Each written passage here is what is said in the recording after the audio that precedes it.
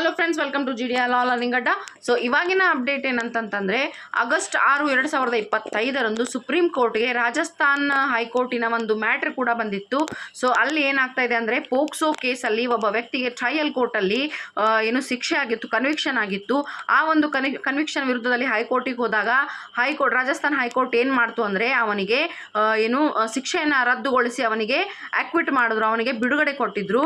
So ಈ ಒಂದು ವಿಚಾರದಲ್ಲಿ ಸುಪ್ರೀಂ ಕೋರ್ಟ್ ಗಮನಕ್ಕೆ ಬಂದಾಗ ಸುಪ್ರೀಂ ಕೋರ್ಟು ರಾಜಸ್ಥಾನ್ ಹೈಕೋರ್ಟ್ ಏನಿದೆ ಆ ವ್ಯಕ್ತಿಗೆ ನ್ಯಾಯಯುತವಾದ ಯೋಗ್ಯ ಅವಕಾಶ ಇಲ್ಲವಾ ಬಿಡುಗಡೆಗೊಳ್ಳಲಿಕ್ಕೆ ಅಂತ ಹೇಳಿ ಪರಿಶೀಲನೆ ಮಾಡಲಾರ್ದೆ, ಕೇಸನ್ನು ಯಾವುದೇ ರೀತಿ ಪರಿಶೀಲಿಸದೆ, ಮೆರಿಟನ್ನು ಚೆಕ್ ಮಾಡದೆ, ಪ್ರೈಮಾ ಫೇಸಿ ಕೇಸನ್ನು ನೋಡದೆ, ಏನೂ ಕೂಡ ಲೆಕ್ಕಿಸದೆ ಅವ್ರು ಏನು ಮಾಡಿದ್ದಾರೆ ಅಂತಂದರೆ ಆ ವ್ಯಕ್ತಿಯನ್ನು ಬಿಡುಗಡೆಗೊಳಿಸಿದ್ದಾರೆ ಅಂತ ಹೇಳ್ತಾ ಹೈಕೋರ್ಟ್ ಮಾಡಿದಂತಹ ಒಂದು ಜಡ್ಜ್ಮೆಂಟನ್ನು ರದ್ದುಗೊಳಿಸಿ ಅವನಿಗೆ ಮತ್ತೆ ಶಿಕ್ಷೆ ಆಗಬೇಕು ಅಂತ ಹೇಳಿ ಕನ್ವಿಕ್ಷನ್ ಆರ್ಡರನ್ನು ಪಾಸ್ ಮಾಡಿ ಟ್ರಯಲ್ ಕೋರ್ಟ್ಗೆ ಆ ವ್ಯಕ್ತಿ ಬಂದು ಸರೆಂಡರ್ ಆಗಬೇಕು, ಅಲ್ಲಿಂದ ಅವನನ್ನು ಕಸ್ಟಡಿಗೆ ತಗೋಬೇಕು ಅಂತ ಹೇಳಿ ಆರ್ಡರ್ ಪಾಸ್ ಮಾಡಿದ್ದಾರೆ.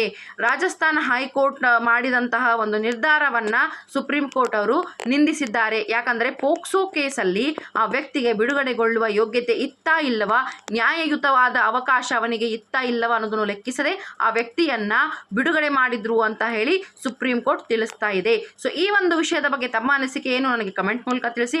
ಮತ್ತೇನಾದರೂ ಅಪ್ಡೇಟ್ ಇದ್ದರೆ ನಾನು ಆದಷ್ಟು ಬೇಗ ಹೇಳ್ತೀನಿ. ಎಲ್ಲರಿಗೂ have a nice day. Bye bye.